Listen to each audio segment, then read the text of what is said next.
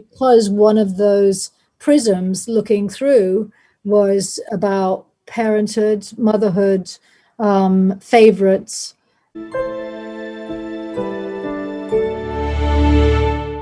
Hi, Gillian. Hi. How are you? I'm good, thanks. How are you doing? I'm good. Thank you so much for your time. It's a pleasure to be talking to you.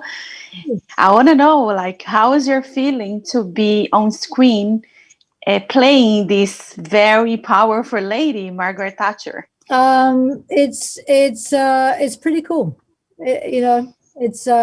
She's a great character to take on, and there's a lot of stuff there to work with, and it was fun piecing it all together and working with the hair makeup team and costumes and voice coach and movement coach and stuff. And so it was a lot of fun. Yeah, when I first saw you on the series, I was like, oh my gosh, she looked just like her.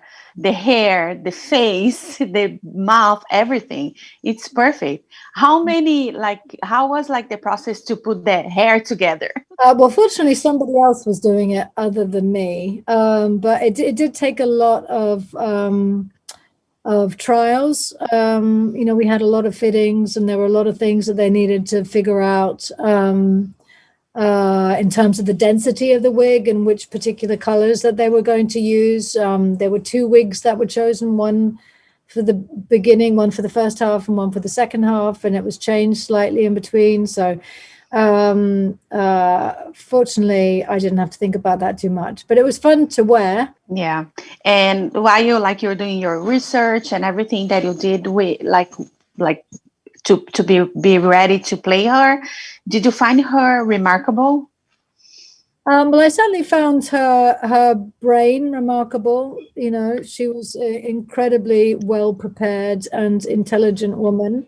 I think it's remarkable that she lasted as long as she did in power.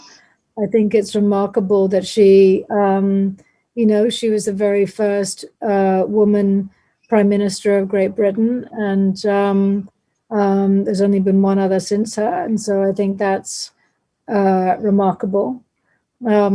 It's remarkable that she didn't have any other women ministers in her cabinet during 11 years. That's remarkable.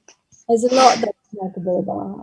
And also her life is like, how did you balance her life? Because she didn't have too much sense of humor, and she was a housewife and everything. How did you balance that on your portray of her? Well, a lot of that was done for me in the scripts.